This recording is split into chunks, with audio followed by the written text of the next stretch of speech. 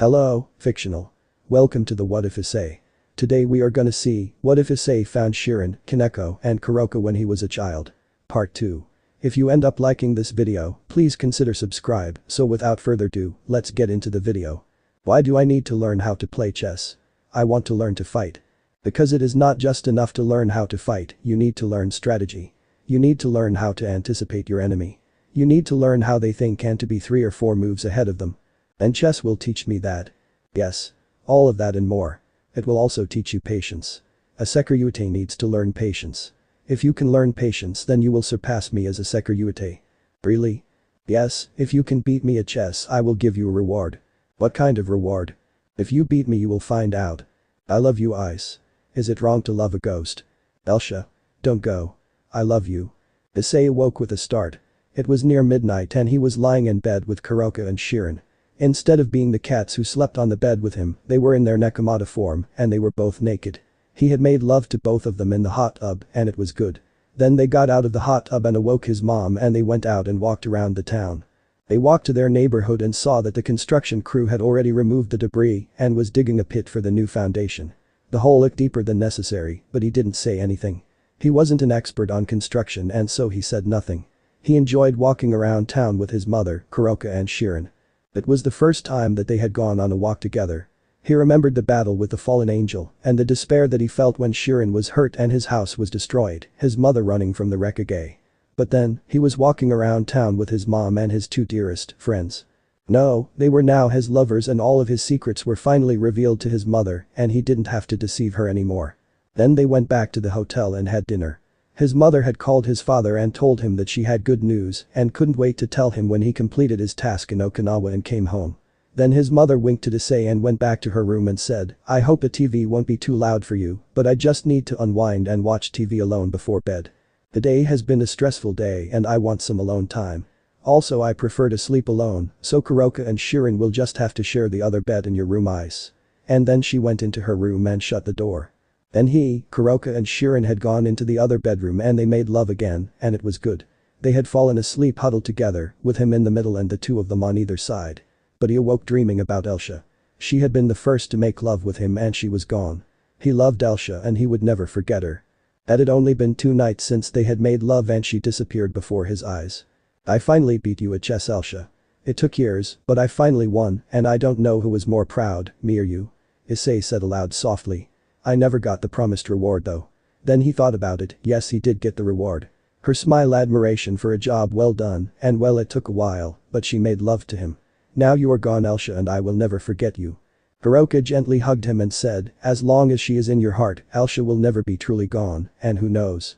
Perhaps we will all meet her again. Nothing is impossible, you know. Go back to sleep. We will finally go to school with you in the morning. You are right as usual, Kuroka, I am so glad I found you and Shirone.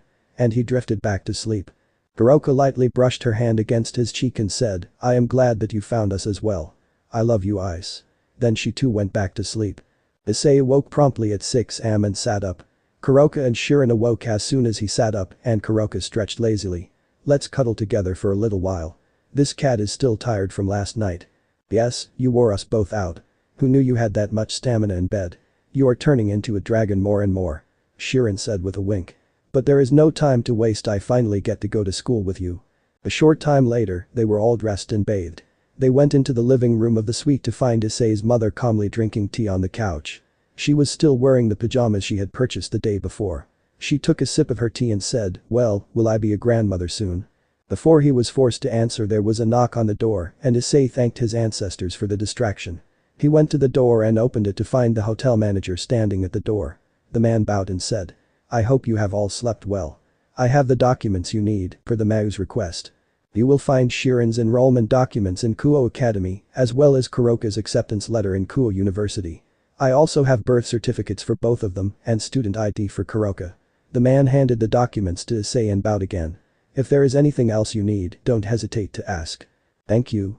Issei said and the man turned to leave. Okay mom, Shirone, Kuroka and I are off to school. Issei said, bye, I love you.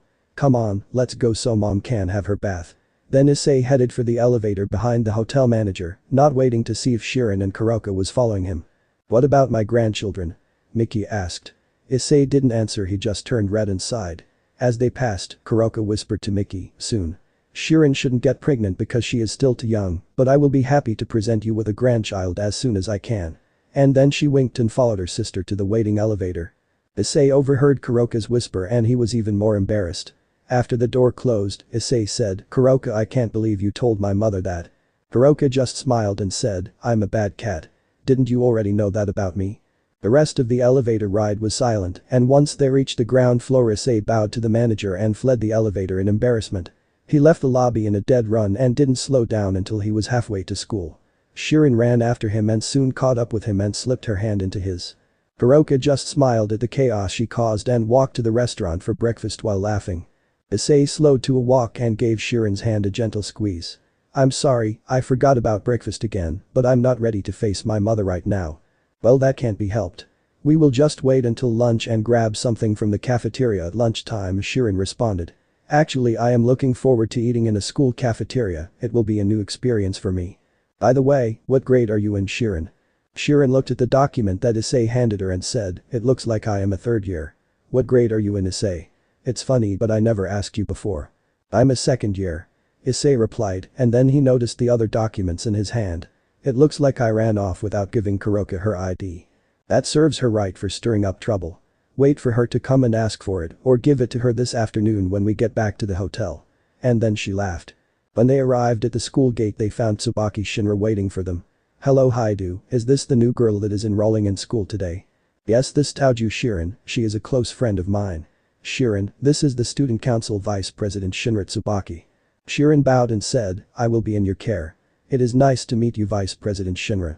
It is nice to meet you as well. Tsubaki said, the president sends her regards and wishes for you both to come to the student council's office before class. It is her custom to meet new students and she wishes to see you as well, Haidu. Please lead the way, Vice President. Issei said. They followed Tsubaki to the student council's office where they found the president, Sona Shitori, playing chess with another student that Issei recognized but didn't know by name. Sona sighed and said, really Akeno, your moves are too easy to anticipate. Made in 4 moves. Oh, am I that easy to read? Akeno asked. I had hoped to be a more challenging opponent this time. Akeno Himejima was a beautiful student that Issei had seen before but had never met. She was a true beauty that many of the boys were secretly in love with. Issei said, that is a good trap you have laid for her, President Shitori, but I believe that I could escape from it if I was your opponent. Really? Sona said, by all means, show my opponent how to escape my trap. She said it not quite arrogantly, but she didn't think that Haidu Issei could help Akeno escape the trap. May I? Issei asked. Yes, of course. I am Himejima Akeno. I am Haidu Issei and this is Taoju Shirone. Akeno vacated her seat and Issei sat down. Within a few moves Issei had not only escaped from Sona's trap, but he had laid a trap of his own. Checkmate, President. Sona was stunned. She had considered herself a grand master of chess and she had won many tournaments in both the human world and underworld. No one had beaten her at chess since she was a small child just learning the game, and now Haidu Issei had not only entered the game in the middle, he had bested her. I have overestimated you, Haidu Issei. Your playing was brilliant. Please call me Sona. I hope we can be friends. Sona couldn't believe it. Issei Haidu's power was off of the chart and his mind was just as sharp as hers. She flushed in embarrassment despite herself. Yes, he could indeed solve her friend Ria's problems and he could also solve hers. Ria's wasn't the only one that had parents trying to force their daughter into an arranged marriage. Sona had managed to escape her parents' first attempt by totally humiliating him at a game of chess and loudly declared that she would marry no one that she could defeat at chess. Both Tsubaki and Akeno were slack-jawed. Sona had never opened up to someone so quickly and she had even told Haidu to call her Sona. This person had defeated her at chess and they could both tell that Sona was totally smitten by him. In that case, please call me Ice, and I think that I can speak for Shirone here, I hope that we can all be friends. Yes, that would be nice. Then Sona turned and said, Tsubaki, could you please bring Ice and Taoju Shirone some refreshments? Then she asked, may I call you Shirone? Yes, of course. It is a pleasure to meet you, President. Sona. Sona. Shirone repeated. It is a pleasure to meet you. Akeno followed Tsubaki out of the room. Allow me to help Tsubaki.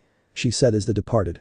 Akeno and Tsubaki were both stunned, but Akeno had known Sona longer than Tsubaki had. Sona and Rias were childhood friends. Akeno had met Sona the first time she entered the underworld as Ria's queen, and Sona had always acted with decorum and elegance. Now Sona was acting like a typical high school girl. Did the cold-hearted princess of the Citri clan fall in love at first sight? Was she jealous? No, I still hate men. Akeno told herself, but still. After Tsubaki and Akeno left the room, Sona cleared her throat and took off her glasses to clean them. She had just noticed a smudge and she wondered why she didn't see it clearly before. Had she ever seen anything as clearly before? Sona had never been attracted to anyone and it was a new experience. But no, she couldn't fall in love just yet. She had promised Rias that she would help her get out of her engagement with Razor Phoenix, and the one who could do it was likely sitting across the chessboard from her. Before I forget, my friend Rias Gremory asked me to invite you to join her club. She is president of the Occult Research Club and she is actively seeking new members. Are you and Shirone perhaps interested in the occult? Yes. Shirone said, Ice and I are both interested in the occult and we have already met Rias Gremory. She seems nice. By the way, Ice is my boyfriend, I thought I should let you know that. Shirone knew that Sona was a devil, she hid it well, but Shirone, after meeting Rias and Grafia, could easily recognize a devil's aura. The other girls, Tsubaki Shinra and Akeno Himejima, were devils too. Wait, Akeno wasn't quite a devil, there was something just a little different about her aura. She was a devil, but there was also something else about her. There wasn't any hostility in any of their auras, they genuinely wanted to be friends with her and Ice, but Sona Shitori wasn't just friendly towards them, she wanted Issei. She was practically lusting after him. It was enough that she had to share Issei with her sister and she also knew that he still loved Delsha. Shirone wasn't about to let another girl invade her territory, but Ice went to this school and he definitely liked Kuo Academy, so she would grit her teeth and go to this school too. No, she was genuinely excited to live as a human and experience things that she never had the opportunity to experience before, even attending school and putting up with other girls that showed attention to her chosen mate. After a few minutes Tsubaki and Akeno returned. Issei had also noticed that Sona, Tsubaki and Akeno were devils. He too was quite familiar with a devil's aura, having met Ria's family and Grafia. Issei could also notice that their auras showed friendship. He knew that they were devils, but he thought with some satisfaction that they didn't know that he knew that they were devils. They all talked for a while and shared the tea and cakes that Tsubaki and Akeno brought. Issei noticed for the first time that Shirone had a real sweet tooth. He felt bad for making her and her sister eat dried fish and cat food for all of the years that they lived with him and they never complained. Maybe in their cat form, they liked eating cat food. Issei didn't really comment on Shirone's declaration that he was her boyfriend. Public displays of affection were generally frowned upon in school and Japanese culture in general, but he did take her hand and gave it a gentle squeeze in acknowledgement. Finally. Sona said, it has been a pleasure getting to know you Ice and Shirone. Tsubaki, please escort Shirone to her first class and introduce her to her teacher. Please don't forget to see Rias after school. The Occult Research Club meets on the second floor of the old school building. Later after history class Issei ran into his old friends, Mitsuda and Motohama, who were reading pornographic magazines in the hallway. Issei walked up to them and said, how are you guys doing? Mitsuda said, it has been forever since you came over for a porno party. I got a new title today, Milky Spiral 12 Milkfist, you gotta come join us for old time's sake. I would like that, but my house was destroyed recently and I am living in a hotel right now. Oh man, I heard about that, are you okay? Did you or your parents get hurt? No, no one was home at the time, fortunately, but just before the accident we took in some friends who were homeless and we are all living in the Kuo Grand Hotel right now. Oh wow. That is so unfortunate. Motohama said, I saw the crater. You must have lost everything. We only lost things and they can be replaced. No one was home so we escaped with our lives. That is the most important thing. But Ice, you should still come over, there's nothing like a porn marathon to take your mind off of things. Perhaps another time my friends, but I am planning on joining a new club today and then I need to get back to the hotel and see how my mom is doing. Also I have to see how my friends Shirone and Kuroka are doing, they are the ones who are living with us at the hotel and Shirone just enrolled in school today. Are they girls? Tell me, are they cute girls? Motohama and Mitsuda both asked excitedly. When can we meet them? Get away from him, you lecherous perverts, didn't you just hear that Haidu lost his house? Show some class for once. Issei, Mitsuda and Motohama looked toward the direction of the voice and saw Ika Kiryu standing there with her hands on her hips. Then a wicked grin spread across her face and she said sweetly, besides a real man doesn't hang around with a couple of stinking loser perverted virgins. Watch your mouth, Kiryu, besides Issei is one of us. Motohama yelled. He's still a virgin just like we are, aren't you Ice? No, he isn't. Kiryu said smiling. I can tell the difference between a boy and a man and Haidu has definitely crossed that line. Say it isn't so, Issei, we are buddies. Mitsuda said angrily. Well, she isn't lying, but I don't know how she knows. Bastard. You're not our friend anymore. Mitsuda and Motohama ran away crying. Aika walked over and patted Issei on the arm and said, "Don't worry Haidu, once they get over their jealousy, they will come crawling back to you begging for your forgiveness, but why do you put up with those two idiots? You would be a lot more popular if you didn't associate with those two losers. They are my friends and I don't abandon friends just because they aren't popular. Why did you tell them that I'm not a virgin, and how did you know, or did you just say it as a guest to make them angry? Mitsuda isn't the only one with scouter ability. You have quite a Pakage down there and you have been very busy with it lately, and I don't mean just with your hands. Who is the lucky girl, or should I ask, who are the lucky girls? What are you, some kind of witch? Why should I tell you anything?" Kiryu walked up to Issei and pressed her beep up against his arm and whispered in his ear, "I have read and memorized every chapter and position in the Kama Sutra. I will give you a demonstration anytime." Then she laughed and walked away, leaving Issei standing there alone. "Wow, that was unexpected," he said aloud. Shirin found Issei still standing in the hallway and asked, "Are we going to go and check out the occult research club?" "Why not, we already know that Rias Gremory is a devil and that she is president of the club and her family has been very generous to us." "Okay, I'm willing to go as long as you are." Issei and Shirin walked out the back door of the school and across the field to the old school building. It had always given him a creepy feeling every time he came near it, but this time it didn't. It almost felt like the building was welcoming him. "The barrier feels different today," Issei said. "Yes, instead of warning us to keep out, it is telling us that we are invited," Shirin replied. Issei turned the doorknob on the entrance door and it turned easily in his hand. The exterior of the building looked grey and dilapidated, but once they stepped into the building, it was immaculately clean. The walls were recently painted and scrubbed clean, the floor was highly polished, and there wasn't a speck of dust or stain to be found. All of the doors were locked on the first floor, and one of the classrooms even had a padlock and a chain over the door, with magic symbols on the chain and the locks. "I wonder what's in there?" Issei asked. "I don't know, but if a devil wants to keep it locked up, we better leave it alone."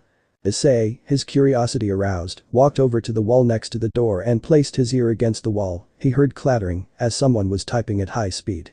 And then the typing suddenly stopped. He felt like something looked right at him through the wall, and it gave him a creepy feeling. "Maybe it's the ghost of a mean teacher that Rias has locked up in there," Issei said with an uneasy laugh. "Whatever it is, it wants to be left alone." "Agreed, let's find the club room on the second floor and quit snooping around without an invitation." Issei nodded at the gentle rebuke and said, "You are correct Shirin, we were only invited to the club room, not to snoop around. Let's go." They climbed the stairway to the second floor and found the door labeled Occult Research Club and knocked on the door. A white-haired boy student answered the door and bowed. Issei had seen the boy before but had never been introduced to him. He was easily the most popular boy in school, Yudo Kiba. The room had a couch, a chess table with 2 chairs and pieces on the board, an alcove covered by a shower curtain with a clothesline in front of it, and a side table with a teapot and cups, as well as a collection of cakes. And room was dominated by a huge magic circle drawn on the floor between the couch and an ancient antique mahogany desk with a high-backed, red leather upholstered mahogany chair. Seated in the chair at the desk was Rias Gremory. Akeno Himejima was standing beside the chair and she bowed. "Welcome to the Occult Research Club," Akeno said. "I am the vice president, Yudo Kiba is the treasurer, and our president is Rias Gremory. It is nice to meet you all, although I have already met everyone but Yudo. I am Haidu Issei, but you can all call me Ice. I am in your care. I am Taoju Shirin, but you can call me Shirin. I am in your care." Then Issei and Shirin both bowed. "It is good to see both of you again," Rias said. "As you probably both know, the Occult Research Club investigates the occult around Kuo Prefecture, but it is really made up of my peerage. Akeno is my queen and Yudo is my knight. You don't have to join my peerage to join the club, but I would very much like you to join the club. If we don't get new members soon, the student council will shut us down." "That sounds kind of harsh, President Sona didn't seem to be that strict when I met her this morning." "When it comes to this school, Sona can be very strict," Rias said, "and that is why we would like you to join our club. You already know that we are devils, so we don't need to hide that from you." "What does the club do for activities?" Issei asked. "We play games and research ghost stories and mythologies, but that is just a front for our real activities, which are granting wishes and eliminating any stray devils or evil spirits that attack our town." "What are stray devils?" "They are devils who leave their masters and attack and consume humans." "Eat humans?" "Yes, it happens occasionally. Some devils become drunk on their power and leave their masters to wallow in their lust and desires, and sometimes they attack and sometimes eat humans." "That's disgusting," Shirin said, holding her nose. "Yes it is. That's why they deserve death. We destroy them." "What happens if they just leave their masters and they don't hurt anyone?" Issei asked. We turned them into the authorities for punishment. It is a serious offense to leave your master. You offered to make me one of your servants and your brother practically coerced me to join your peerage. Are some people forced to become devils? Yes, that does sometimes still happens, and it happened a lot more often before my brother became Mao, but now it is forbidden to force someone into becoming a devil by law.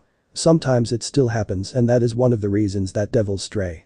Another reason is that the master is cruel, and if the authorities investigate and find out that a master is mistreating a servant, he or she is punished along with the stray. If a stray murders someone or kills their master, then they are shown no mercy. Are you a cruel master, Rias?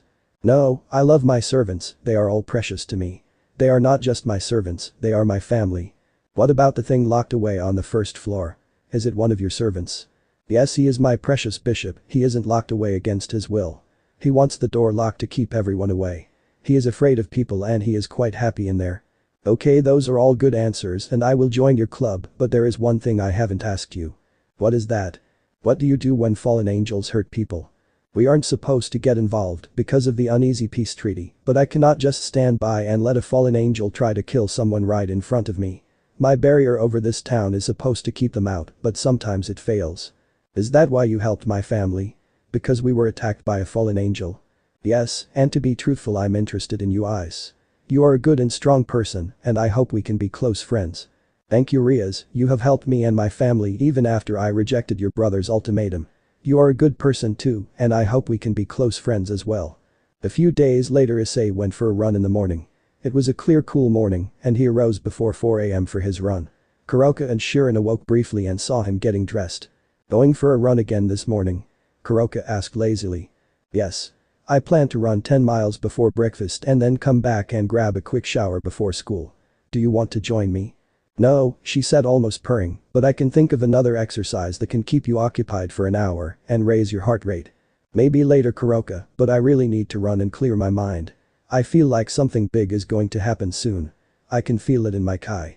Maybe it is the child I am carrying for you. Don't joke around, Kuroka. I am still in high school. You promised me that you only can get pregnant a few times a year. And it isn't time yet. Perhaps I did say that, but perhaps Nekomata can get pregnant at any time, just like human women. And then she yawned and said, have a nice run, Issei. Then she winked and rolled over. About 5 miles into his run, he noticed a beautiful foreign girl wearing a nun's habit standing on the sidewalk looking in several directions, wondering where she should go. Issei slowed to a walk and then he asked in English, are you lost? Yes, the girl said. I just got into town and I don't know exactly where the church is. I was supposed to get here last week, but I missed my flight and I couldn't get another until last night. I have been wandering around all morning, but my sponsor didn't call me and no one met me at the train station. I ended up sleeping on a park bench at the train station last night. Then she laughed nervously. Why am I even telling you that? I'm sure you don't want to hear about my problems. I don't mind and I am always willing to help someone in need. You said that you slept in the train station. Yes. Have you eaten breakfast this morning? You look a little hungry, if you don't mind me saying so. I would be lying if I said no. I haven't eaten for a few days. How about letting me buy you some breakfast? There just happens to be a McDonald's across the street. My name is Issei Haidu. Asia Argento. It is nice to meet you, Issei. Then Asia blushed. I'm sorry, I forgot that Japanese people prefer to be called by their last name. Father Fried warned me about that over the phone last week, but I haven't spoken to him since. It's okay, may I call you Asia, or should I call you sister? Asia is fine, I'm not a nun anymore, but these are the only clothes I own. Then you may call me Issei. It is nice to meet you, Asia. Issei picked up Asia's suitcase. It was surprisingly light and escorted her to the McDonald's. She seemed confused about what to order, even though the menu was in Japanese and English. He ordered 2 big breakfasts and asked, what would you like to drink? Milk please, and thank you for breakfast. I don't have any money. That's fine. I have a little spending money and it is nice to spend it on a cute girl occasionally. You think I'm cute? No one ever said I was cute before. Really? I'm an orphan and I was left on the doorstep of a church. I used to be treated as a saint, but then everything changed. Oh dear, here I go running my mouth again. The sisters used to say I talk too much. Then she smiled, but it was a sad smile. Issei could tell that something was bothering her, but he didn't want to pry. Well, you are cute despite no one telling you that before. Issei said. Oh. I just remembered, there is an old church on top of the hill, but it's been abandoned for years. That's the one, Father Fried told me that he was going to reopen the church and that Lady Raynare needed my help there. That's why she paid for my airfare and train ticket, but after I missed my flight, no one called me again. I tried calling Lady Raynare, but she never answered her phone again. Raynare, Issei thought, where did I hear that name before? Issei shook his head. Wasn't that the name of the fallen angel that destroyed his home? Asia's aura held no guile. If anything, he could tell that she was incredibly trusting and naive. She couldn't be involved with the fallen angels, Issei thought. Asia tried to eat slowly, but she was nearly starving. Issei offered to buy her another breakfast, but she politely declined. You are very kind, Issei, and I hope we can be friends, but I really do need to get to the church. I'm a week late. Well, at least I can walk you to the church, can't I? Yes, of course, I would like that very much. She paused a few seconds and smiled. Issei. The walk to the church was uneventful, and Issei carried her suitcase again. He realized that he was going to be late for school, and he probably had his mother and Shirone a little worried that he hadn't returned to the hotel. Kuroka might be worried a little, but he was pretty sure that she would know if he was in trouble and was probably still sleeping. Her college classes weren't supposed to start for another week, and she had already registered for class. When they finally topped the hill in front of the church, Asia asked for her suitcase back. I need to apologize to the Lady Raynare and Father Fried. So I better go now. She bowed and raced up the steps to the church entrance and went inside. Issei was about to go, but he heard Asia scream almost as soon as the door closed behind her. Then he heard a very angry voice. You stupid bitch, you're too late, she's dead, and now everyone's mad at me for not going to get you personally. I'm not going to kill you yet, but I'm going to enjoy this. Stupid nuns aren't good for anything else except as cum dumps. Issei raced up the stairs and flung the door open. Asia was on the floor and a very red handprint was on her right cheek, and the front of her habit was ripped open, exposing her beep. A white-haired man in a priest's suit was standing over her. He was in the process of taking off his pants when Issei burst into the room. How dare you, you asshole. No one should slap a girl for no reason, and rape is an unforgivable crime. The priest threw open his jacket and pulled out a sword and a pistol. Oh yeah, what are you going to do about it? The priest taunted. Before the priest could react, Issei closed the distance and punched the priest in the face. The priest was flung backwards and through the wall of the church. He landed unconscious on the overgrown lawn outside. Issei helped Asia up and touched her cheek. No one hits a girl around me if I have anything to say about it, and no one will ever rape a girl and get away it. Rapists deserve to die. Asia started crying and clung to Issei. Oh, this is just great. This must be another trial. I don't think I'm wanted here. I don't belong anywhere. Then she collapsed to the floor again and covered her bare beep with her hands. What am I going to do now? Where am I going to go? The church has utterly abandoned me. Issei took off his shirt and offered it to Asia. It's a little sweaty, but at least it will cover you, if you want it. As for where you should go, I will ask my mom. She would never turn anyone away if they were in need. You can stay with us for now if you want, although our house was destroyed and we are staying at a hotel right now. Issei's voice trailed off. Did his offer to help sound as ridiculous to her as it did to himself? She probably thinks I'm a creep for even offering. He thought, but he always wanted to help people, and maybe his mother could at least give Asia some advice as to where to go. Asia took Issei's shirt and put it on over her torn dress. Thank you, Issei, you are very kind. Asia went to pick up the contents of her suitcase and put them back inside. No wonder it was so light, Issei thought. Asia picked up a torn and worn Bible, a cotton handkerchief, and a crucifix. She carefully folded the handkerchief, closed the Bible, and kissed the crucifix, and lovingly placed them in the suitcase, closed it and picked it up. Then she said. I'm ready. Is that everything you packed? Yes, other than this dress, everything I can call my own is in my suitcase. Asia smiled, but there was still tears in her eyes, and Issei knew that it wasn't just because she was slapped and almost raped. Asia Argento was carrying a great sorrow in her heart, and Issei was determined to help her lift it. Issei held out his hand and said, let's go home, Asia. He didn't even know why he said it, but he meant it. The Sekiryyuuei had found someone that needed to be protected, and he was going to protect this girl. Asia took his hand and said, yes, home, that sounds wonderful. Can I really go with you? Of course, I wouldn't have said it if I didn't mean it. Issei said. Holding hands they walked out of the church. The priest was still lying on the grass unconscious. Is this Father Fried? Issei asked. Yes. Asia said and looked away. Issei spat on the priest and said. If you ever come near Asia again, I will break every bone in your body, do you hear me, priest? The priest didn't respond, but Issei noticed with satisfaction that he had broken the man's jaw, and that was enough for now. Then he turned and smiled at Asia and said. I don't think this piece of shit will ever bother you again, and if he does, I will protect you. Asia nodded and smiled. She now felt safe, and it had been a very long time since she had felt safe. Perhaps her long nightmare was coming to an end. They walked to the hotel in silence, and Asia didn't even comment when he slid his keycard into the slot in the elevator control and pushed the button marked penthouse. She had been frightened and vulnerable for a long time, and this boy made her feel safe. She was also exhausted. Despite her small eye, Asia hadn't slept in the railway station last night. She had been too frightened to sleep. She was nearly dead on her feet, and now that she had calmed down from her latest fright, there was almost no energy left. Issei slid his keycard in the door slot and opened the door. Kuroka, Shirone and his mother were sitting on the sofa waiting for him. Kuroka had a rude comment on her lips when he opened the door, but it went unsaid. Everyone noticed the torn dirty dress and the still burning red slap mark on the girl's face. There was nothing but concern on their faces when they stood up and went to the girl. "Oh, you poor child," Kuroka said, and then she asked, "Issei, what happened to her?" "She was nearly raped by a priest. I punched him."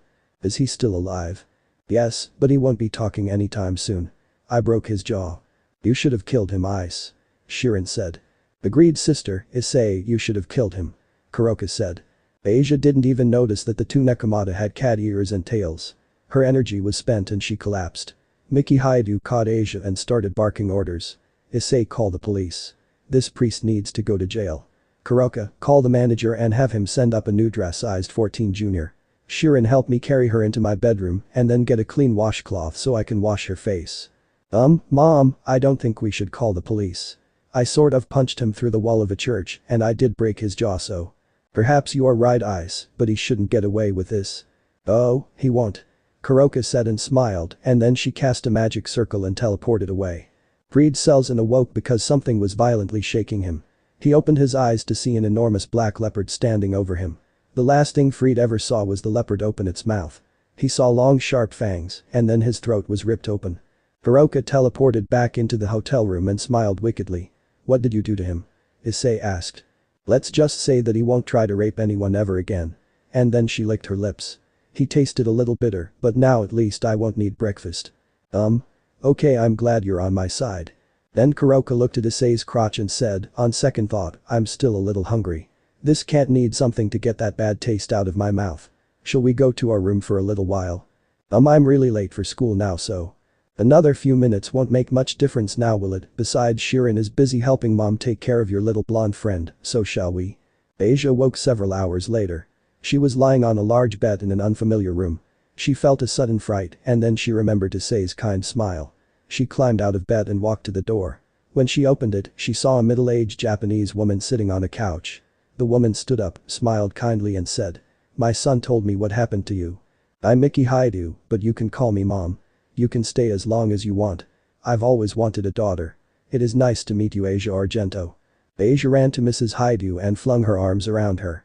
Then she started crying. "It's nice to meet you too, Mom." At long last her nightmare was truly over and she could feel it. She was safe. She was home. Asia had finally found a family. School was over and Issei was sitting on the couch in the Occult Research Club's club room. Rias was sitting at her desk and Akeno and Kiba were sitting on the couch with Issei. And that's the whole story. She mentioned the Lady Raynare and I don't think it's a coincidence. The priest, Father Freed, didn't act like any priest I have ever heard of. "So what happened to the priest after you knocked him through the wall?" Rias asked. "Well, you know that Shirone and Kuroka are Nekomata, right?" "Yes, and?" Kuroka sort of ate him. Rias and Kiba both had a shocked look on their faces, but Akeno burst out laughing. "Oh, that is priceless," she said. "What a fitting end for such a despicable creature. Please send my regards to your friend Kuroka. I really must meet her."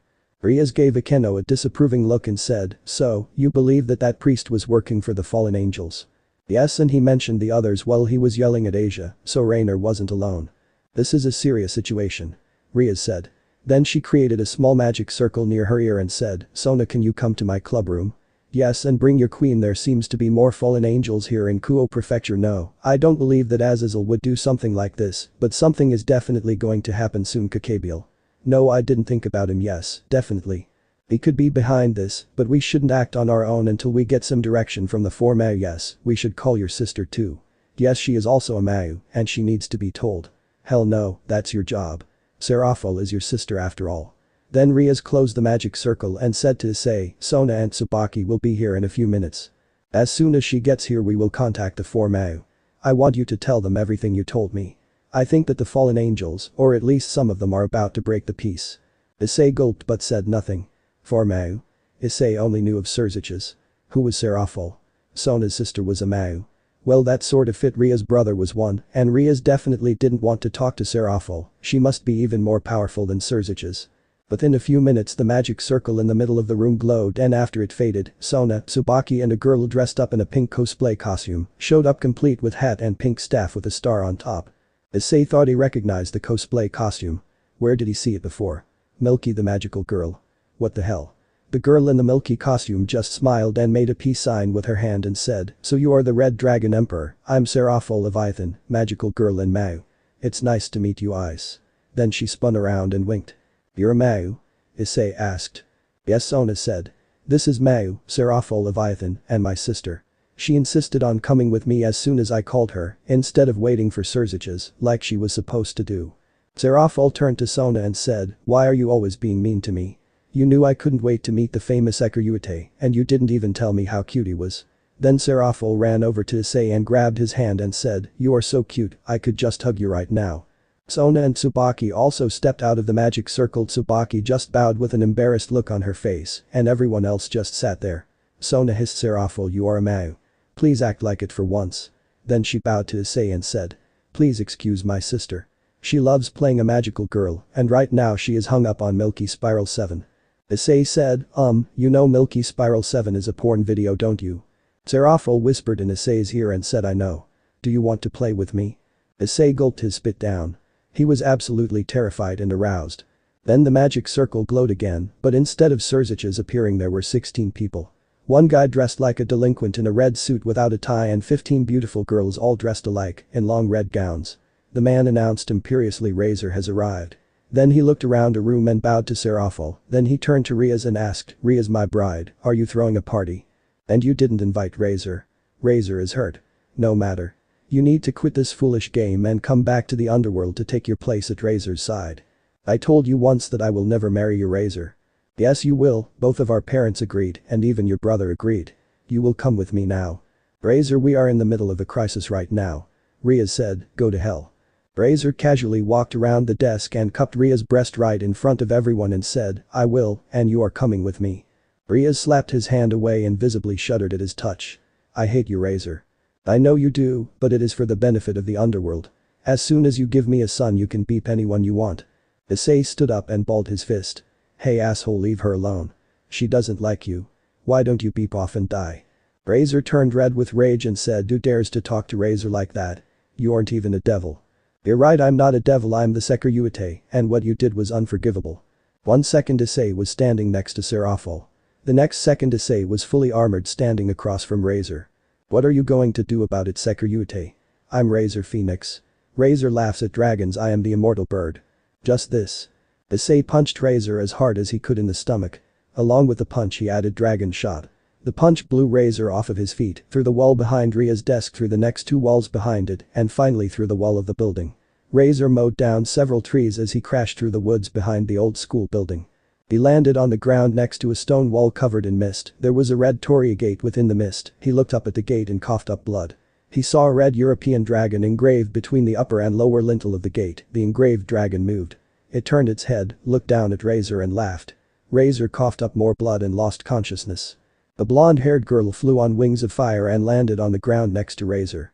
She was wearing a red and pink gown, and her hair was tied up in twin tails in that spiraled down past her shoulders, and she had beautiful blue eyes. She looked down at Razor and nodded her head. "Brother, you arrogant fool, it is about time someone put you in your place." She grabbed Razor by the arm and picked him up, slinging him over her shoulder fireman's carry style, and teleported away. Issei, his anger abated, looked at the large hole in the wall behind Ria's desk. The evening sun was going down behind the school, and it bathed Ria's shoulders in golden light. One of the girls who appeared in the magic circle along with Razor opened fire wings on her back and flew through the hole after him. She was laughing while she flew.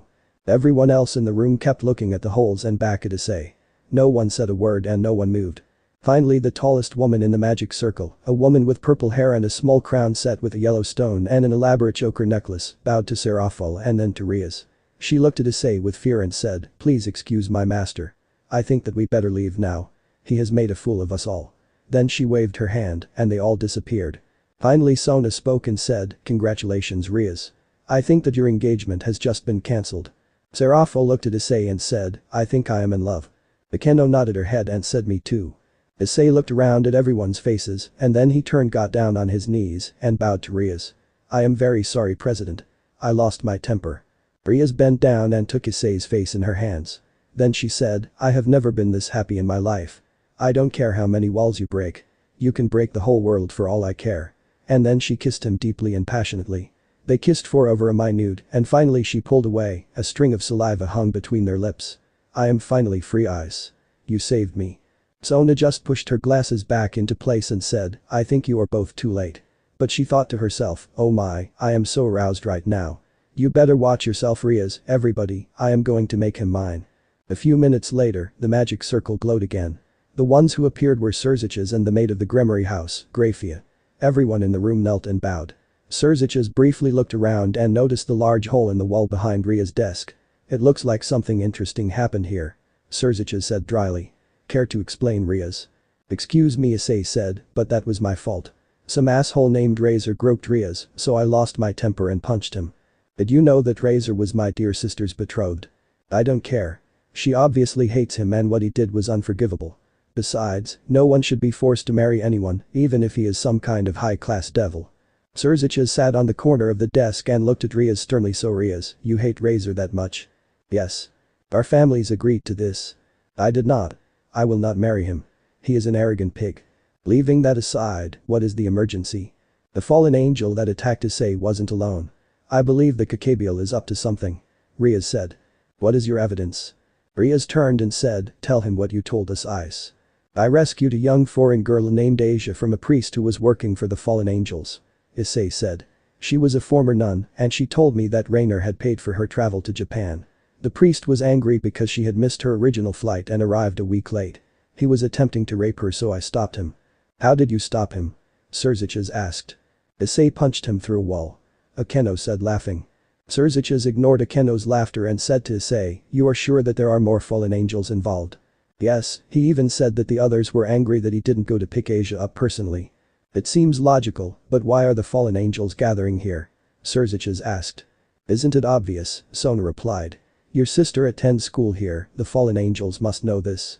Yes, and so does the sister of Serafo Leviathan, Surzich's replied. But we can't just start a war over an assumption. Then turning to Rias he said, currently, you don't have enough servants to protect yourself. You need to return to the underworld. No, I won't run. I have Kiba, Akeno and Gasper. Your bishop is still too erratic and his power is unstable. Surzich's shook his head. That is still not enough. I don't doubt your ability to face a single fallen angel, but if you were faced with many, or worse, Azazel himself, what would you do then? I will protect her. Issei said. Very well. If the Red Dragon Emperor is offering his protection, I will allow you to stay in the human world. Then turning to Issei again, he said, I am counting on you to protect my sister. I will make preparations in case there is war. Serafo, we need to meet with Ajuka and Fabium. Okay Surzich's. Serafo replied. Then she ran and hugged her sister and said tearfully, I'll miss you so much sister. Come visit me. Sona endured the hug uncomfortably and sighed, please kill me now. Sona, you are so mean to me. Serafo said crying. Then she turned and winked at Issei. If you ever want to play Milky Spiral with me, just let me know, okay? Bye Issei. Then she spun around and activating the magic circle, she disappeared. The magic circle activated again and Surzich's and Grafia also vanished. After Surzich's, Grafia and Serafo left, Sona sighed audibly, then she said to Rias, you know that your brother is correct, if open war comes, and it starts here, there isn't much that we can do to stop it. That may be so Sona, but I will not abandon Japan, or this town. I will fight to protect it even if it costs me my life. And I meant what I said. Issei replied, Japan is my home, and Rias Gremory and her family have helped my family in our need. I will not turn tail and run. I will stand and fight. Then he turned to Rias and said, I will protect you Rias. You can count on it. Of course you can count on my peerage as well. Sona said. I was merely pointing out the fact that we cannot take Azazel lightly. Even so, I do not think that Azazel is behind this. Raynare may have been acting with other mid-level fallen angels in attempt to gain power for themselves, but it is also possible that Kokabiel may be behind everything. We just don't have enough information. But why would they send for Asia? Issei asked, she seems to just be an ordinary girl with a sad life and terrible luck. Perhaps. Sona said. There may be something about her that we don't know. However, it is probable that arriving a week late was something fortunate for her. I don't imagine the trainer had anything good in store for her. Plus she met you, Issei. Rias said. You saved her, just like you saved me. You know, Issei, you are very unusual for a person who embodies the Sekiryyuuei. Sona said. I have researched about the Sekiryyuuei in the past. All they ever did was use their power to subdue their enemies and fight the Hakuryuuku, the White Dragon Emperor or Vanishing Dragon, to the death. I don't care about fighting Albion. Issei said. I'm not interested in power, all I care about is protecting my friends, my family, and the people that I love. Who is Albion? Rias asked. Albion is the name of the Hakuryuuku and Drake's mortal enemy. Issei said, the fight against him is supposed to be my destiny, and it was the destiny of every former Sekiryyuuei, but I choose my own destiny. I suppose we should close this meeting now. Rias said. Everyone stay alert. Issei decided to check on the construction of his new house on the way back to the hotel. To his surprise, the other 3 houses on his block were being demolished and the construction on his house had stopped. Issei wondered about that, but it was too late to find anything out about what was going on. And continued on his way back to the hotel. When he entered the lobby, the hotel manager called out to him. Pardon me, Mr. Haidu, but I have a letter for you. A letter for me? Who's it from? It is from Surzich's Gremory. Issei thought about it for a moment. Surzich's couldn't exactly call himself Lucifer in the human world and walked over to get the letter. Thank you. He said and took the letter from his hand. Issei opened the letter and read, if you really want to protect my sister, I have found someone who is willing to help you grow stronger. All I ask is that you meet with her and decide for yourself if you want her help. I believe that you are very strong, but I don't believe that you can defeat Kokabiel if he is indeed behind the fallen angels infiltrating Kuo Prefecture. I cannot officially help you because I don't want to restart the Great War. I do believe that the best person to train a dragon is another dragon. Think it over, and if you decide to accept my help, just activate this magic circle. Issei pulled a card out of the envelope and looked at it. It was similar to the Gremory magic circle in the Orc Club room with a subtle difference. Printed on the card were the instructions. Press the center of the circle to activate. Issei walked over to the elevator and pressed the button. Issei waited for the door to open and stepped inside. As soon as the door closed, Issei pressed the center of the magic circle and teleported. There was a bright flash, and Issei found himself in a small office. There was a large desk and seated at the desk was Surzich's himself. Grafia was standing behind Surzich's, and there was a beautiful woman with long light blue hair and deep blue eyes. She was wearing a simple blue skirt and white shirt and had the appearance of a typical businesswoman, but when Issei saw the woman he became afraid. No, he wasn't afraid, Drake was. The woman smiled and said, hello Drake, long time no see. Then she said, nice to meet you Haidu Issei, my name is Tiamat and the Devil King has asked me to help train you. Asia was sitting on the sofa with Shirone and Kuroka, Mickey was sitting across from them on one of the chairs in the suite. Everyone was drinking tea, waiting for Issei to come home from school. Shirone did not go to the Orc that afternoon. Instead she had rushed home to check on Asia. Asia had slept for a good part of the morning and had lunch in the restaurant with Mickey and Kuroka. Now everyone was waiting on Issei so they could go to dinner. Shirone finally asked Asia a question that had been bugging her as soon as she heard Asia's story. Asia, why did the church abandon you when before they treated you so well? Asia smiled sadly and said, when I was a little girl living in the orphanage, I found a puppy that had been hit by a car and I didn't want it to die. I prayed really hard and a miracle happened. When I was praying and holding the puppy, it was healed of all of its injuries. Wow, that's pretty impressive. Shirone said. Yes, I was amazed myself. Asia replied. One of the sisters saw the miracle and asked me if I could try to heal someone who was sick and I found out that I could. I was taken all around the world and treated as a saint. I was asked to heal people that the church asked me to heal and I was happy. Asia's voice trailed off. What happened? Mickey asked. I found someone with a terrible wound on his stomach. It looked like someone had slashed him open with a sword and so I healed him. Asia started crying. What happened? Kuroka asked. It turned out that he was a devil and because I was able to heal a devil, I was called a witch and a heretic. Asia said crying. That's awful.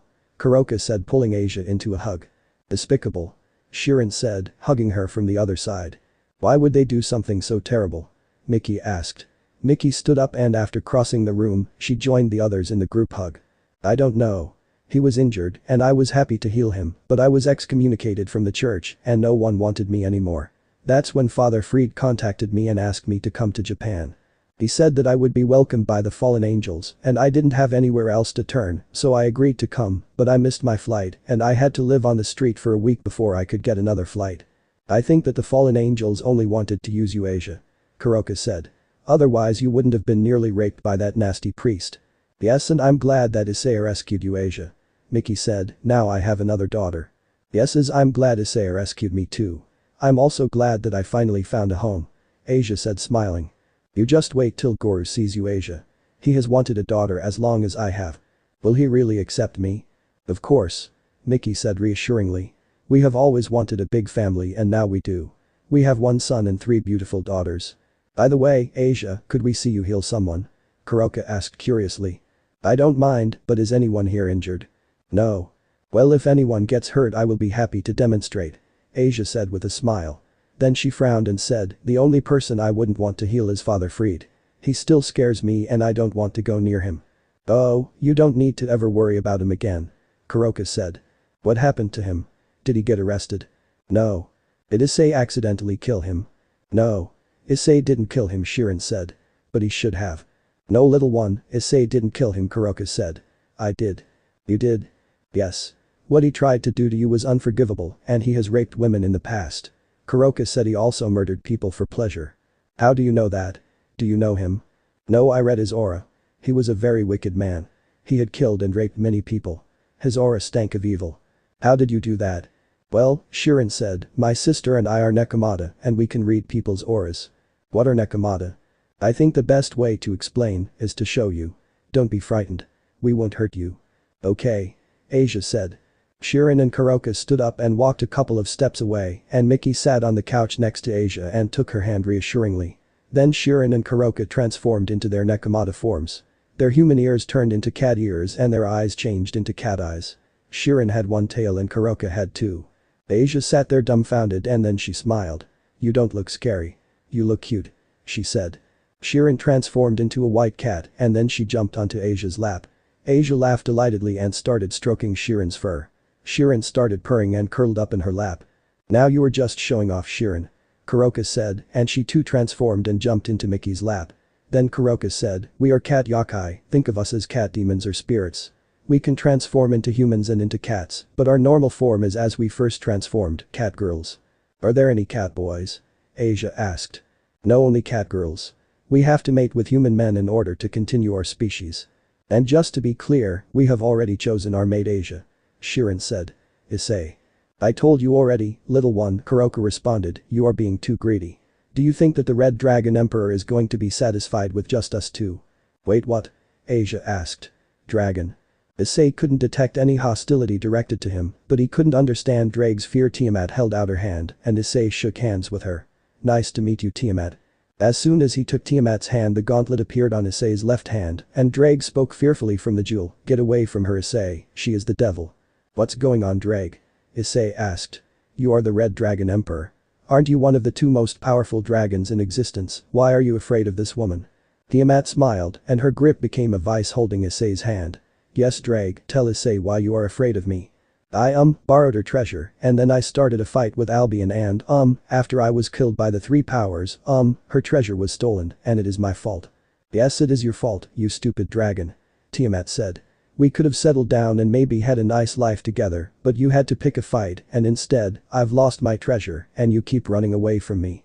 Of all the stupid, prideful, foolish dragons. You need to take responsibility for what you did.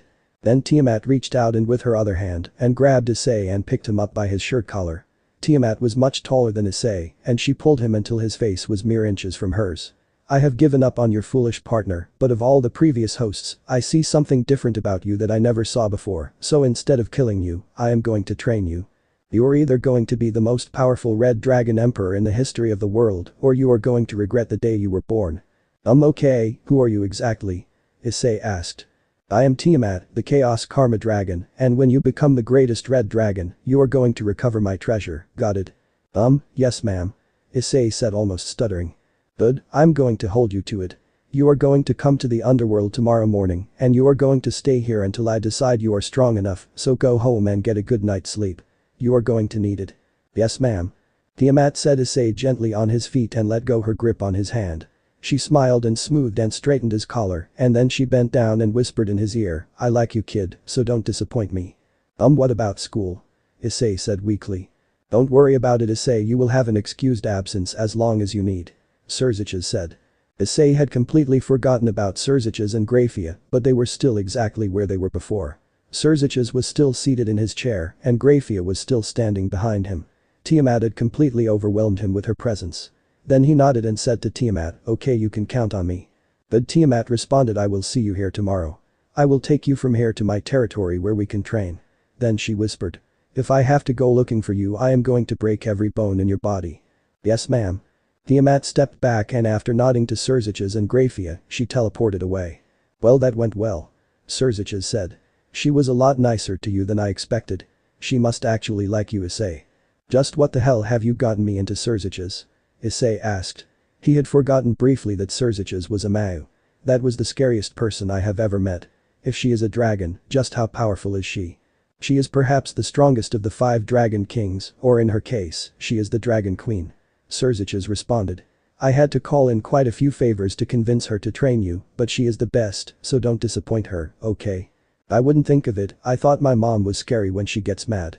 Surziches laughed at Issei's last comment and opened the magic circle under Issei's feet. "I will transport you directly to your suite in the hotel." Then he said, "You know, I completely understand you being terrified of your mom when she gets mad, my wife can be quite scary sometimes too. You're going to pay for that." Grafia said, smiling, but Issei noticed that Surziches visibly flinched when she said it. Just as the magic circle activated, Surziches silently said, "Help." But Issei couldn't tell if he was joking or not. So Issei thought, Grafia was married to Surziches, interesting. In the next second, he was standing in the living room of the hotel suite. "It's about time you showed up," Kuroka said. "I'm starving." Kuroka was sitting on the couch with Asia and Shirone, and Issei's mom was sitting on the chair. Asia stood up and bowed. "Thank you again for saving me, Issei. Your mom said that I can live with you." "Yes, I'm so happy to have another daughter," Mickey said, smiling. Then Asia asked, "Can we go eat now?" "Yes, of course," Issei said. "Let's go eat at a nice restaurant in town." "Okay, sounds good," Mickey said. "Let's celebrate our growing family." On the way to the restaurant they heard a woman screaming from the park nearby. A man came running out of the park carrying a knife and a woman's purse. The knife had blood on it. Before anyone else could react, Shirone ran toward the man growling. The man stopped running and made a stance with the knife. He started laughing when he saw a small girl running towards him. "Do you want some of this?" he asked, swinging the knife at her. Shirone dodged the knife and grabbed the man by the wrist. She twisted her body and flipped the man to the ground in one motion, forcing him to drop the knife. Then she punched him in the face, knocking him unconscious. Issei, Kuroka, Mickey and Asia ran into the park and found a teenage girl lying face down on the ground. The girl was wearing a Kuo Academy uniform and she was bleeding from a knife wound on her arm and in her side. The assailant had stabbed her in the ribs, puncturing her lung and slashed her wrist when she tried to stop him from taking her purse. Asia carefully turned her over and saw blood coming from her mouth and nose. She coughed up blood and weakly said, "Help me." Asia held her hands over the wound in her ribs and green light came out of her hands and enveloped the girl's body. The wound immediately stopped bleeding and closed. Then she placed her hands over the slash on the girl's wrist and that too stopped bleeding. The girl took a deep breath and opened her eyes. She was surprised that she wasn't bleeding anymore and she wasn't in pain. Asia saw a pair of glasses on the ground and handed them to the girl. The girl put the glasses on and smiled at Asia. "I don't know how you did it, but thank you. I thought I was going to die, but now I don't even hurt anymore. I was glad to help, but please don't tell anyone what I did." "Why?" the girl asked. "You saved my life. I was given the gift of healing, but I don't want anyone else to know about it." "I'm okay," the girl said. "Can you at least tell me your name?" "My name is Asia Argento." "I am really glad to meet you, Miss Argento. My name is Issei Kiryu." Shirone slapped the man's face a few times to wake him up. When he finally woke up, Shirone grabbed him by the throat and hissed at him. "I can't stand men who prey on young girls. Give me one reason to not kill you here and now." The man tried to pull Shirone's hand from his throat and tried to sit up, but she was too strong. Shirone gradually started squeezing the man's throat, choking him. "Please," he said, choking, "don't kill me." "Okay, I won't kill you this time, but I will be watching you," Shirone replied. "You are going to go to the police and confess to every crime you ever committed, or I am going to rip you apart." Shirone changed form, and as she changed, she grew bigger. Within seconds the man was staring into the face of a very enraged Siberian tiger. The man wet himself and lost consciousness again. Shirone changed back to her human form and after retrieving the girl's purse and the knife, she grabbed the man by his collar and started dragging him back to the park. Shirone believed Asia when she said that she could heal people and so she wasn't particularly worried about the girl's safety. When she arrived, she found the girl sitting up and staring at Ice, Kuroka and Mickey, who were crouched next to her and Asia. She had arrived just in time to hear Aika introduce herself to Asia. Shirone picked the man up and threw him to the ground in front of Aika. Then handing Aika back her purse, she said, "This is the man that attacked you. I didn't kill him but I wanted to." "Thank you," Aika said to Shirone and took the purse from her hand. "I don't know if I should laugh or cry. I was mugged and stabbed and yet now I am perfectly fine." Aika looked down at the cut in her blood-soaked shirt, but when she examined her skin, there wasn't even a scar. "You are Shirone Taoju, right?" Aika asked. "Yes. I thought I recognized you. You are the transfer student that Tsubaki told me about." "Yes. And this is my sister Kuroka. And I'm Miki Haidu. I guess that you already know my son." "Yes, Issei and I are in the same class." "What should we do with him?" Shirone asked, pointing at the still unconscious mugger. "We can just kill him and get rid of the body," Kuroka said helpfully. "No, we should just call the police and have him arrested," Issei said. "The problem is Aika's bloody shirt. How are we going to explain to the police that he mugged her without explaining that?" "My sweater is in my purse. I could just put that on," Aika said. Aika reached into her purse and pulled out the sweater. Then she unbuttoned her shirt and took it off. She threw the shirt on the ground and put on the sweater. "Now all you have to do is burn the shirt, Issei." "How am I supposed to do that?" Issei asked.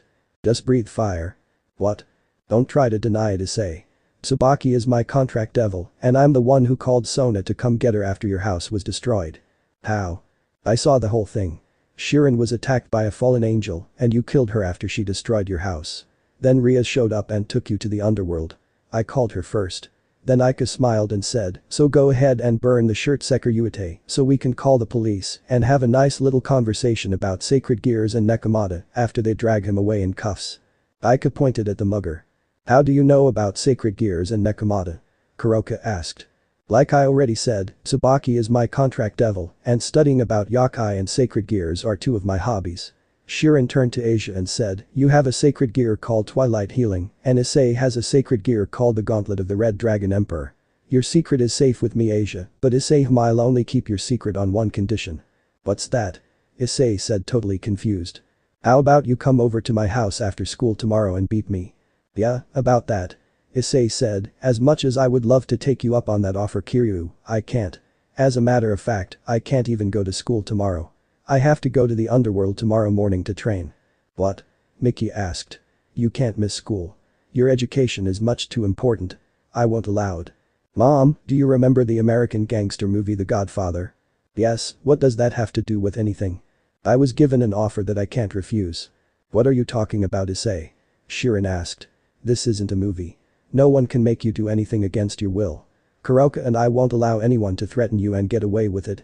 Kuroka nodded in assent, but Issei said, "Surziches is worried that one of the fallen angel leaders is behind what has been going on in Kuo Prefecture. He doesn't think the trainer and that despicable priest were acting alone." "That makes sense, Ice," Kuroka said. "That fallen angel bitch obviously wanted to get you alone in order to kill you, and when you refused her little deception, she attacked our home. She just didn't realize how powerful you are." "Yes, and she purposely lured Asia here, but because Asia arrived a week late that plan was foiled too. Obviously, the fallen angels were after your powers," Shirone responded. "They wanted to take your sacred gears," Aika said. "Exactly," Issei agreed. "That is why the Devil King wants me to be prepared in case one of the fallen angel leaders shows up. So he got someone to train me." "Who is he?" Kuroka asked. "What can a devil teach the Red Dragon Emperor?" "Actually it is a she," Issei said. "Her name is Tiamat. She is the Dragon Queen and even Drake is afraid of her." The gauntlet appeared on Issei's arm and Drake's voice spoke out of the jewel. "That's true, unfortunately she is terrifying." "Tell me it isn't so," Kuroka said. "Drake, you are one of the two most powerful dragons that ever existed." Aika Kiryu bent over and started laughing. "What's so funny?" Shirone asked. "Don't you get it?" Aika said laughing, "Tiamat is Drake's ex-wife." Everyone except Issei and Drake joined in the laughter. Drake just sighed and the gauntlet disappeared from Issei's arm. "Unfortunately, that's true," Issei said, "and she promised to break every bone in my body if she has to come looking for me, so yeah, I am going to the underworld to train tomorrow morning." "Wow, now I actually feel bad for you," Issei Aika said. "You are going to be trained by the Sekiryyuuei's ex-wife. You might not even survive your training." Aika took Issei's hand and gave it a gentle squeeze. Then she guided his hand to her crotch and said, "If you do survive I'll teach you the Kama Sutra. Come and see me, okay?" Shirin's face turned red and she balled up her fist to punch Aika, but Kuroka grabbed her hand. I told you Shirin, you are being too selfish. Every Red Dragon Emperor in history probably had a harem. Do you think Issei is going to be any different? Powerful males always attract females. Yeah, but I haven't even. Whose fault is that Shirin? Kuroka asked. You said that if I get pregnant too soon, I could die. So use protection. Kiryu said. I do. Eventually the police came to arrest the mugger. When he woke up, he started to protest his innocence, but after Shirin cleared her throat and glared at him, he raised his hands and said, I'm guilty. I'll sign a statement confessing my crimes. Just hurry up and take me away. Kiryu invited herself to dinner and they had a long leisurely meal, but Issei didn't really have much of an appetite. He too was afraid of Tiamat and he wasn't looking forward to the next day. After the meal, they all left the restaurant and Kiryu said her goodbyes to everyone. Then she said to Issei, remember to come see me when you get back, okay? You won't really tell my secret if I don't, will you? No, but you will regret it just the same if you don't. Then she reached up and whispered in his ear, not only have I memorized the Kama Sutra, I can do the splits and pick coins up off of the floor with my beep, and I will suck your beep so hard your balls will shrivel up. Then she smiled and walked away. I don't know if I'm aroused or terrified. Issei said. Shirin slapped him on the back of the head and said, forget about her, tonight you belong to me. But what about? Shirin held up a condom and said, Aika gave me this under the table. You're not going to sleep until you take my virginity tonight. Issei looked at his mother, but Miki just smiled and said, just remember to make me a grandmother soon, okay Ice? Shirin interlaced her fingers with Issei's, and Kuroka took his other hand. Then Kuroka said, I'll sleep in the other bed tonight and leave you two alone, but after you get back from training you will have to make it up to me. Issei didn't say anything. He just nodded and they all returned to the hotel in silence. Asia had been silent during the exchange between Issei and Aika, and she was also silent now. She felt warmth in her crotch and idly wondered what it would be like to have sex with Issei. She had been surrounded by priests and nuns almost her entire life and she had never felt lust before. Issei had protected her and he and his mother had welcomed her into their home. Nikki had already called Asia her daughter and Asia really liked hearing her say that. She wondered if she should regard Issei as a brother or as a future boyfriend. She did know that she had fallen deeply in love with him when he had rescued her from Father Fried.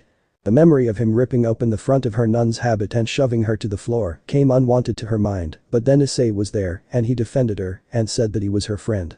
No one had ever wanted to be her friend before. Even before she was excommunicated from the church, she never felt love or friendship from the ones around her, and more often than not she felt used. Then she was thrown away like yesterday's trash because she healed a devil. It just wasn't fair. Finally, when they reached the door to the suite, Asia turned and said to Miki, Mother. Yes. I just like saying that, calling you mother, I mean. And I like hearing you say it, Asia, but I know that something is on your mind. You know that you can tell me what it is. No, not really, I'm just really glad that you called me your daughter, but will your husband really accept me? Of course. Miki said. I told you before that Goro and I have always wanted a big family and we both have always wanted a daughter. So that makes Issei my brother, right? Of course it does. Issei cares about you too. Yes Asia, I told you. Issei said, you're part of our family now. Kuroka and Shirin both nodded and Shirin said, a long time ago, Issei found me cold, starving and alone. Kuroka had gone to try to find food for us, but she had been gone for a while. Issei found me and brought me home. Yes, Kuroka said. Issei saved us both. Issei saved all three of us. We all love you Asia. Issei said. You don't ever have to be alone again. You don't have to worry child. We all love you. Miki said. I'm not worried, it's just Asia looked at Miki with tears in her eyes. Really nice to be part of a family. Group hug. Miki ordered. Everyone crowded around Asia and she felt the warmth of everyone's love. This is enough. She thought to herself Issei is my brother, just accept it and be glad. When they went into the suite they talked for a while and finally it was bedtime.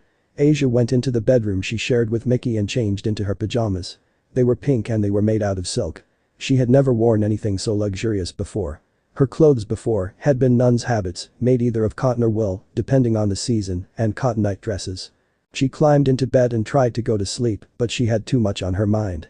She knew that Issei shared a bed with both Shirin and Issei, and she knew that very soon Issei would be in bed with Shirin, making love. Asia was jealous of Shirin, and she was jealous of Kuroka as well, but it bothered her that she was jealous. Issei was her brother and that was the way it was going to be. Even Aika Kiryu was going to soon sleep with Issei, and that bothered her as well. Asia rolled over and faced the wall.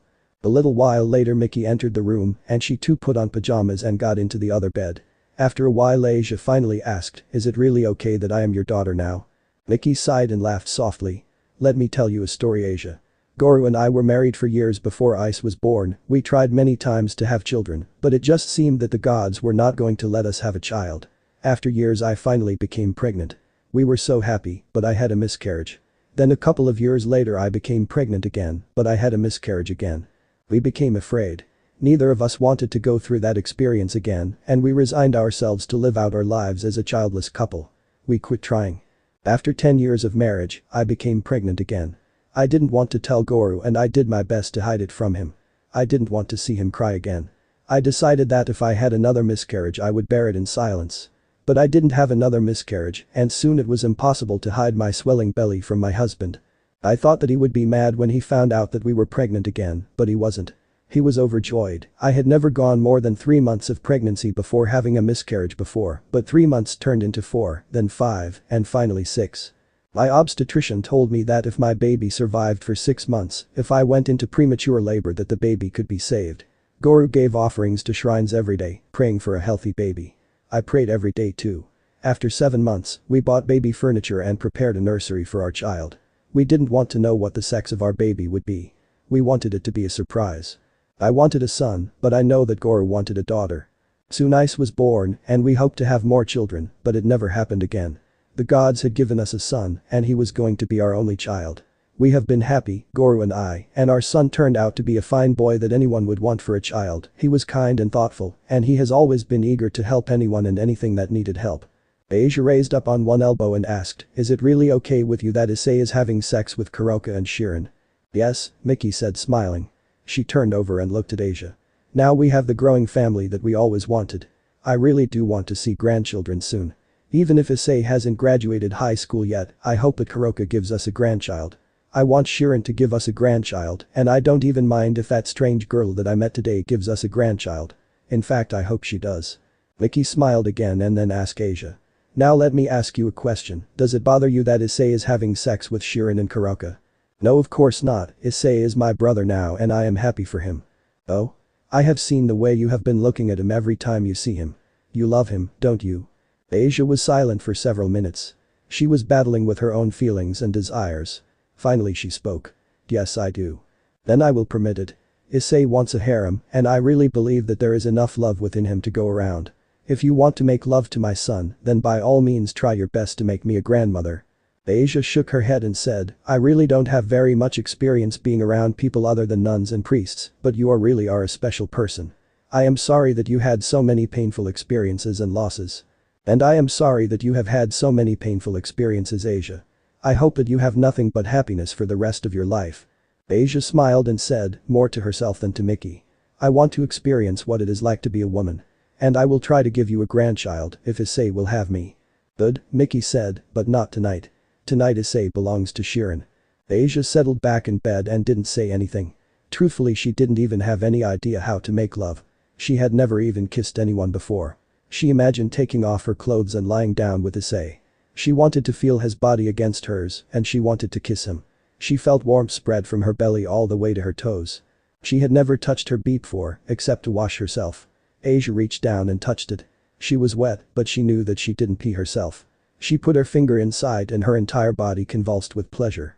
Asia didn't know what she had experienced, but she liked it a lot.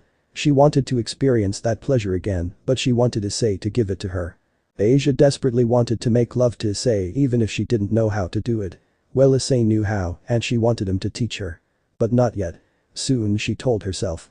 She would get Issei alone and she would make love to him. Asia smiled to herself and drifted off to sleep. Issei awoke before dawn. He was lying on his back and Shirone was snuggled up against him. They were both naked and Shirone was in her Nekomata form. Her arm was across his chest and her tail was curled around his leg. Their lovemaking the night before was very good. It was painful for Shirone at first when she gave him her virginity, but her pain quickly turned to pleasure. She only bled a little when her hymen was broken and the blood made a small stain on the sheets. Shirone's breath was tickling Issei's neck and he turned slightly and kissed her on the lips. Issei loved Kuroka and Shirone, but he had to admit to himself that he had more affection for the younger of the Nekomata sisters. Shirone awoke immediately and returned the kiss, her tongue darting into his mouth. They made love again, urgently. Issei was going to the underworld today to be trained by Tiamat, and the thought of that terrified him. He was sure that despite Surzich's and Tiamat's own words, she was going to hurt him because of her anger toward Drake. She was certainly going to be harder on him than Kuroka, Shirone and Elsha had been on him during training. Of course, Issei knew in his heart that he probably needed the fear of death to increase his ability and to bring out more of Drake's power. Soon however all other thoughts were cleared from his mind when Shirone started climaxing. She climaxed 5 times before Issei could no longer hold back his own ecstasy. They climaxed together and Shirone cried out when she felt Issei's last thrust. Kuroka, in the next bed had been awake before Issei. But she pretended to still sleep. She wanted Shirone's time with Issei to be special and she smiled to herself when she heard Shirone cry out. She rolled over and leaned on her elbow and said, "Get a room already." After breakfast, Issei activated the magic circle and teleported to the underworld. He arrived in Surzich's office to find Surzich's and Tiamat waiting for him. Surzich's was sitting at his desk and Tiamat was sitting in one of the guest chairs in the office. "I'm impressed," Tiamat said. "I thought that if I didn't have to go looking for you, you would wait as long as possible to come, yet here you are, on time and ready to train." Issei followed Tiamat out of Surzich's office in the palace of the Mau through several long corridors and finally out into the open air. As soon as they were outside, Tiamat transformed into her dragon form and said, "From here we fly." Issei donned his armor and dragon wings opened on his back. Issei followed Tiamat as they flew into the sky and headed away from the city of Lilith.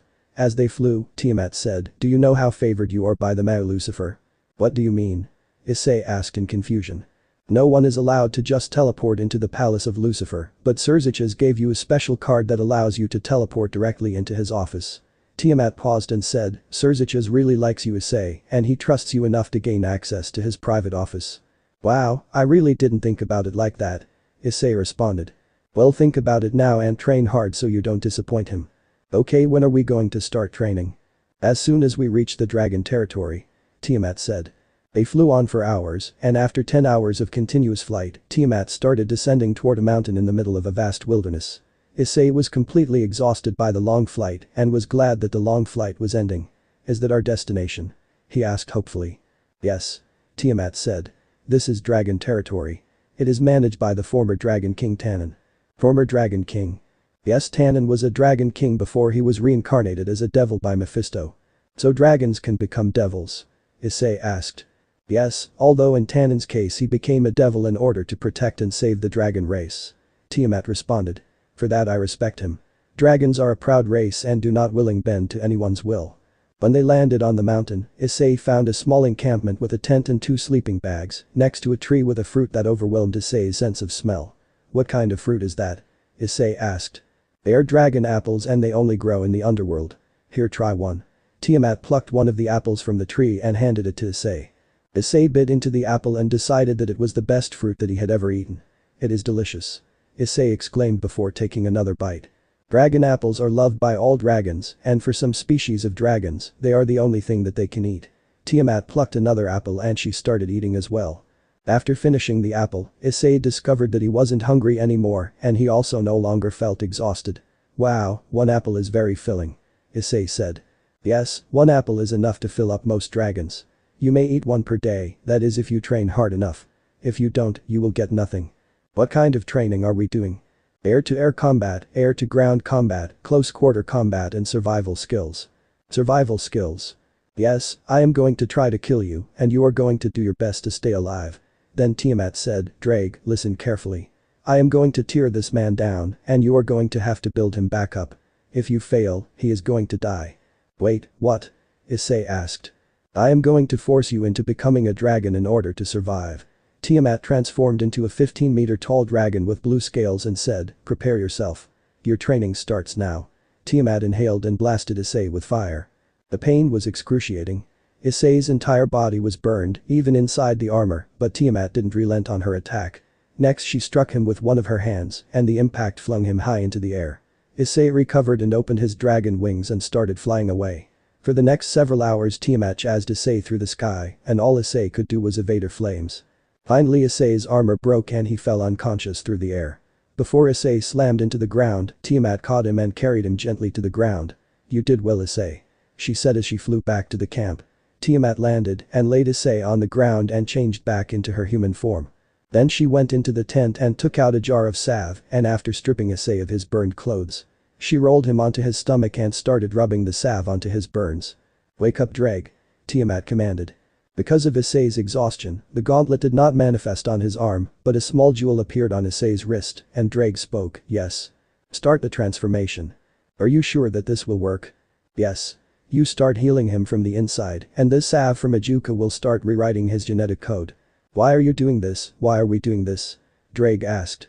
"Because of all the hosts throughout history, this one is different. He does not wish to dominate. He wants to protect. He has empathy and he cares about everyone.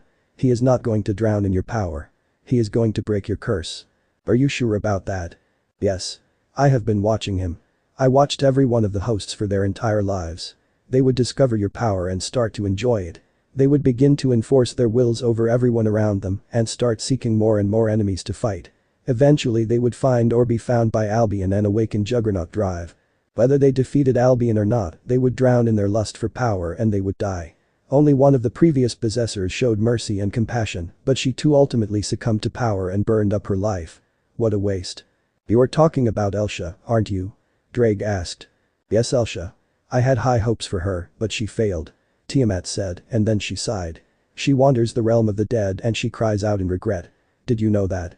"Yes," Dreg said softly. At the very end she regretted the path that she took and wished that her life had been different.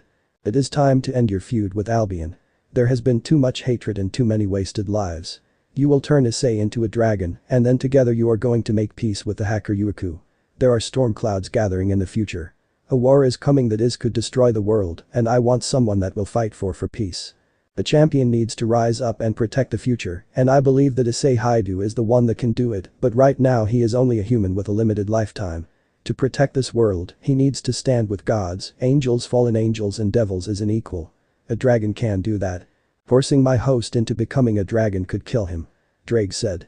"He doesn't treat me as a tool and I am very fond of him. Are you certain that it will even work?" "There are no certainties in life, but the probability of him surviving and completing the transformation is very high." Tiamat continued to rub the salve into Issei's skin. She started with the back of his neck and worked her way down his back. She continued across his buttocks and down his legs to the soles of his feet. Then she rolled him onto his back and after carefully rubbing the ointment onto and between his toes, she worked her way back up his legs and between his thighs. She paused briefly when she noticed that even in his sleep, Issei's body had reacted to her touch and his beep became erect in her hand. She rubbed the ointment carefully over his scrotum and beep and after laughing a little to herself she exclaimed out loud. "You certainly are gifted for a human male, Issei." Then she casually stroked it with her hand a few times and smiled. "Perhaps after you endure this trial, I will enjoy your body with my own."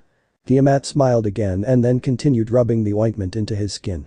She enjoyed feeling Issei's skin with her hand. She rubbed the ointment across his well-sculpted abdomen and onto his chest.